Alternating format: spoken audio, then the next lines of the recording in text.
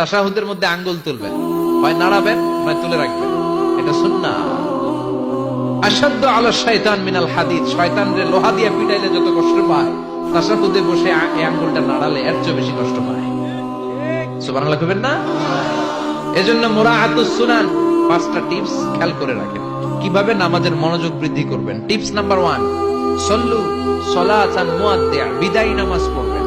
মনে করবেন হতে পারে আজকে এই নামাজটাই আমার জীবনের শেষ নামাজ। এখন বাজে 10:30, আপনাকে বলা হলো আজ রাত 1টার দিকে আপনার জীবনের হায়াত ফুরিয়ে যাবে। চলে যাওয়া লাগবে না আমাদের? থাকতে পারবো আমরা? চলে যাওয়া লাগবে। রাত 1টায় মালাকুল মউত চলে এসে রূহ কবজ করে নিয়ে যাবে। আর 1.5 ঘন্টা আপনার হাতে সময়।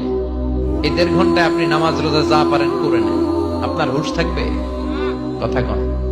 1.5 ঘন্টা পরে আপনার মরণ। আপনি তাড়াতাড়ি করে ওযু করে আসবেন, যায় নামাজে দাঁড়াবেন, মনে মনে ভাববেন আজকে জনমের মতো মাফ চাবো আল্লাহর কাছে। আকাম কুকাম যা করছি সব কাইন্দা একেবারে মাফ করায় ফেলাম আল্লাহর কাছে, ঠিক কিনা? সেদিন আপনি ওযু করবেন চমৎকার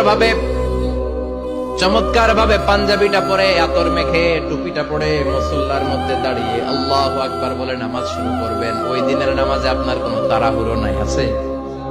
আজীবন তাড়াহুড়ো করছেন, কিন্তু ওই দিন আপনার তাড়াহুড়ো নাই।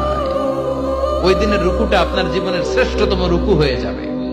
ওই দিনের সেজদাটা আপনার জীবনের শ্রেষ্ঠতম সেজদা হয়ে যাবে। ওই দিন আপনি সেজদায় পড়ে চোখের পানি দিয়ে জায়নামাজ ভিজিয়ে দিবেন না? কথা বলেন, দেবেন না? এর কারণ আপনি জেনে গেছেন এটাই আপনার জীবনের শেষ নামাজ, ঠিক কিনা? তো এই যে প্রত্যেক নামাজের সময় মসজিদে যে আল্লাহু আকবার বলে যে দাঁড়াই, এই নামাজের পরে আবার কোন নামাজের চান্স আমি জীবনে পাবো কিনা কোনো গ্যারান্টি আছে? চিল্লায় বলতে হবে, গ্যারান্টি আছে? আরো 30 মিনিট আমরা সবাই বেঁচে থাকবো, গ্যারান্টি? আরো 10 মিনিট বাঁচবো, গ্যারান্টি? শ্বাস যেটা ভিতরে নিলাম ফেলতে পারবো, কোনো গ্যারান্টি আছে? তাহলে প্রতিটা নামাজের সময় আমরা এই কথাটা ভাবি না কেন যে হতে পারে এই নামাজটাই আমার জীবনের শেষ নামাজ, হতে পারে আজকের এই সেজদাটা আমার জীবনের শেষ সেজদা। চিল্লায় বলেন ঠিক কিনা? বিশ্বনবী শিখায় দিলেন মনোযোগায়নের প্রথম পদ্ধতি। নামাজে মনোযোগ থাকে না, মনোযোগ যদি বাড়াতে চাও ভাবো এটাই হতে পারে জীবনের শেষ নামাজ। সল্লু সালাতান মুআদ্দিয়া, পারফর্ম দ্য সালাহ as if this is your last and final prayer. এমন ভাবে নামাজ পড়ো মনে করো এটাই হতে পারে জীবনের শেষ নামাজ। আজকে থেকে প্রত্যেকবার আল্লাহু আকবার বলার সময় এটা ভাবতে পারবো না আমরা যে হতে পারে এই নামাজটা আমার শেষ নামাজ। এই চিন্তাটা মাথার মধ্যে রাখার দরকার আছে না নাই? সাইয়েদনা আলী রাদিয়াল্লাহু তাআলা আনহু, উনি যখন নামাজে দাঁড়াতেন দিন দুনিয়ার হুঁশ থাকতো না। উনার পায়ের মধ্যে জিহাদের ময়দানে তীর ঢুকেছে। তীর বের করতে গেলেই চিৎকার মারে, কাউরে তীর ধরতে দেয় না।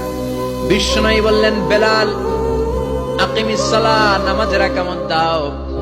নামাজ শুরু করার আগে এক সাহাবীরে বললেন, নামাজের মাঝখান দিয়ে যে তুমি আলীর পা থেকে টেনে তীর বের করবে, কারণ আমি জানি আমার মেয়ের জামাই আলী যখন নামাজের যায়, নামাজে দাঁড়ায়, দিন দুনিয়ার কোন হুঁশ আলীর আর থাকে না। একামত হলো আল্লাহু আকবার, আল্লাহু আকবার।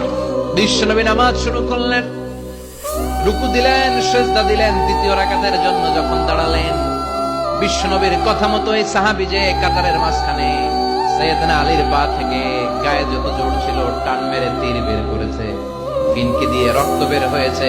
সাইয়েদনা আলী মুহূর্তের জন্য টের পায় না।